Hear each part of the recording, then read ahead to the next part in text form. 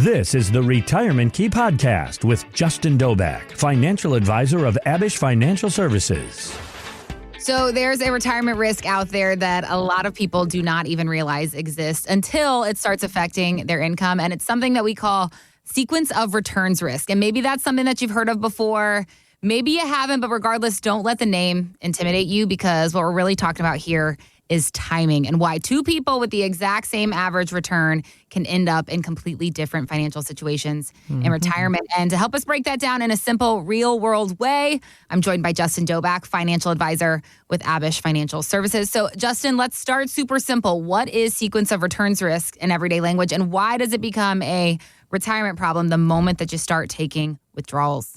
Okay, so what I like to say is, the easy 1, 2, 3 ABC on what is sequence of return risk, all right? It is what returns do you get in the early years of retirement versus the old years of retirement. When people start talking about returns, it's not how much your portfolio is getting in returns, it's when is your portfolio receiving those returns. Okay, so basically the entire premise of what we're going to talk about today is the idea is if you enter retirement and you have a negative sequence of returns, you have bad years up front, that has a significantly more detrimental effect to the longevity of your portfolio if instead the negative returns happened in the back end of retirement. So most people look at average returns and assume they're fine. So why can two people earn a similar long-term average return and still end up with totally different outcomes? Yeah, no, good question. And this is kind of the example I like to put together. All right, John and Jane Doe have $1 million portfolio. And let's say John and Jane Doe, who have identical twins, Johnson and Janaea Doe, okay, who also have $1 million portfolio, okay? But the first couple, all right, they have a bad sequence of returns. Let's, put it in real world scenarios. The dot-com bubble. Let's say they retire in the year 2000. Well, in 2000, markets were down 10%. 2001, markets were down 17%. The next year, 2002, markets were down 24%. So in those first 3 years, John and Jane Doe are down 42%. Okay. Now, Johnson and Janae, I cannot remember. That's a bad choice on my part. Anyways, they retire in the year 2009. All right. So they are on the back end of the financial crisis, right? 2008 housing market, et cetera. All right. And they enter retirement with some really good years, really good returns. Both portfolios, okay, if we stretch those out in a 15-year and a 20-year example, all right, they basically average the same return historically. But because John and Jane Doe lost 42% up front versus having some more rocky years on the back end, like the second couple, John and Jane Doe ended up with significantly less dollars. All right. That is sequence of return risk right there. So the idea is no one has any control of what the markets do. But do you have a portfolio and a plan in place for the inevitable downturns in the market? That's the big point that I want you listeners to walk away with, is you cannot control that. And while everyone wants their best to have, a 2009, 10, 11, 12, 13, and then we have our first bad year, that is out of your control.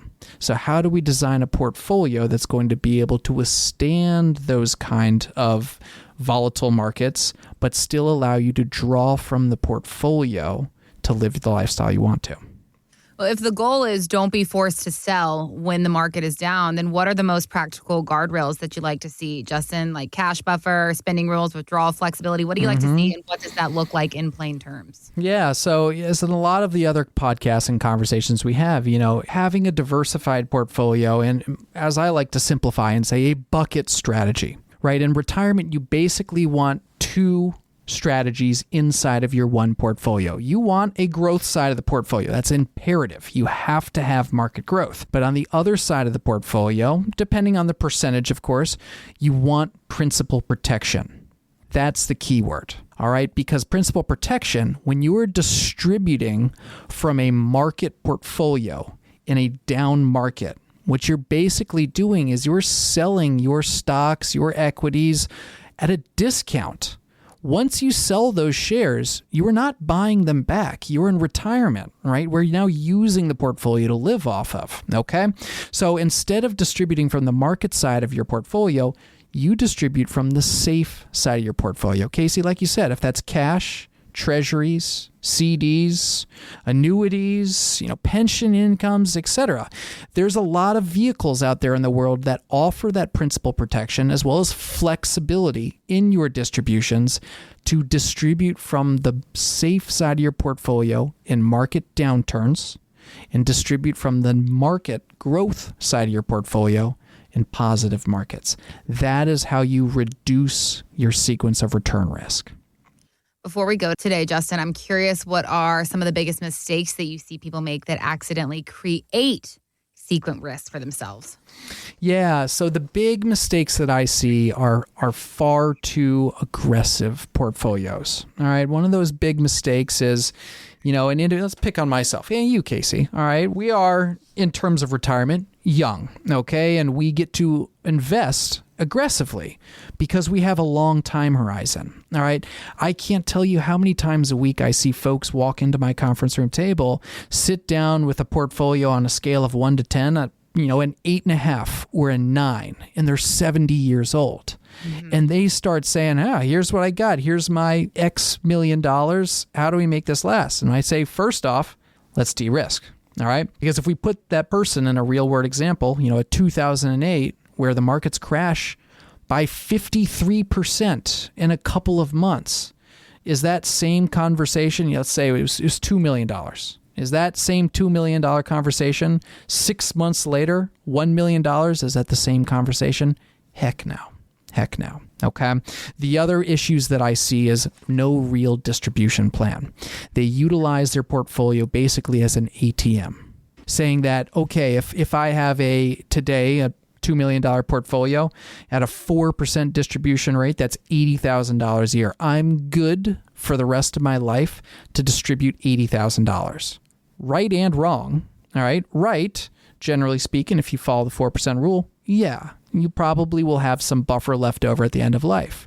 But con, if legacy is your priority, all right, distributing $80,000 when the markets are down over 13%, 15% in a year, well, that is going to really put a huge hit on your portfolio, okay? And then passing down the assets at the end of life, significantly smaller, okay? So like I said, don't treat your portfolio necessarily as an ATM. All right.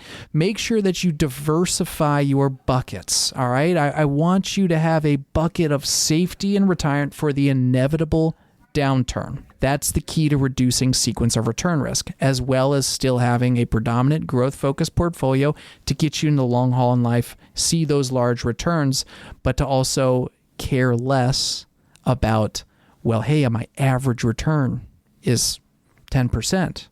Well, did you have some good returns in the front or not?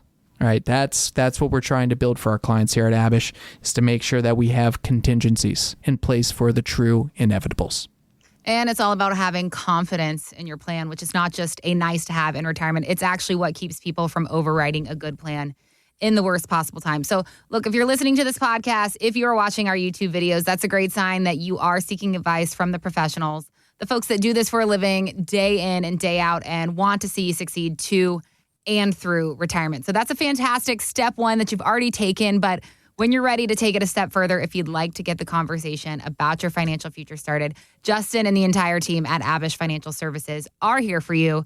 TheRetirementKey.com should be your next step. Super easy to remember, and it's got all the resources and information that you need to get connected and get your retirement journey started. So we're ready and we're waiting for you right now over at TheRetirementKey.com. Thanks for listening to the Retirement Key Podcast. To learn more about Abich Financial Services, visit TheRetirementKey.com.